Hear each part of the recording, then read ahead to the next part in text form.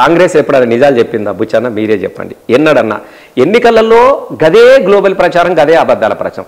వచ్చిన తర్వాత వాళ్ళకి చేతగాక, పాలించడం అనేది చేతగాక, నీ ముఖం మంచిగా లేకపోతే ఇంకొకరి ముఖం చక్కగా లేదు అని చెప్పే ప్రయత్నంలో భాగంగానే తప్ప కేసీఆర్ గారు 10 సంవత్సరాల కాలంలో ఈ రాష్ట్రం చేసినటువంటి అప్పులు, కాగో నివేదిక చెప్పినటువంటి ఆ అప్పులది ఎంత? 4 లక్షల కోట్లు. 4 లక్షల కోట్లు. వీళ్ళు 2 సంవత్సరాలలో చేసిన అప్పు ఎంత? 2 లక్షల కోట్లు. మరి ఎవరు రాష్ట్రంలో అప్పులతోని దివాళా తీసే పరిస్థితి ఎట్లా ఉంది? కేసీఆర్ గారు ఉన్నటువంటి సందర్భంలో మాకు గిది లేదు, గిది రాదు, గిది కాదు అని ఎవరి దగ్గర ఒక మాట మనకు వచ్చిందా? ఎస్, ఎలక్షన్లలో 200-2,000 రూపాయలు పింఛన్ చేస్తా అని చెప్పిండు. కళ్యాణ లక్ష్మి అనేది ఎవరు చెప్పలేదే. పేదయింటి ఆడబిడ్డ కోసము 1,00,000 రూపాయలు మామూలు విషయం అవుతుందా? చచ్చిపోతే 5 లక్షల రైతు బీమా ఇచ్చిండు, రైతుకు పెట్టుబడి ఇచ్చిండు, గోదావరి నీళ్లు తీసుకొచ్చిండు, కంటి నిండా 24 గంటల కరెంట్ ఇచ్చిండు రైతుకు.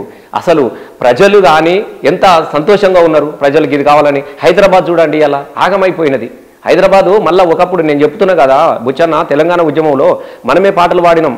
ఉండు పైలంగుండు అమ్మ మాయమ్మ, బొంబాయి పోతున్న తల్లి మాయమ్మ, బతుకు తెరువు కాని అమ్మ మాయమ్మ, బొంబాయి పోతున్న తల్లి మాయమ్మ, చేతగాన్ని దాని కొడుక మల్లయ్య, ముసలిపానం నాది బిడ్డ మల్లయ్య, నువ్వు పోతే మళ్ళీ నేను చచ్చిపోతే నువ్వు వస్తావు రావో బిడ్డ అని తల్లి బిడ్డల దుఃఖాన్ని ఎల్లగక్కినటువంటి సందర్భాన్ని మన తెలంగాణ ఉద్యమంలో మనం చూసినాం.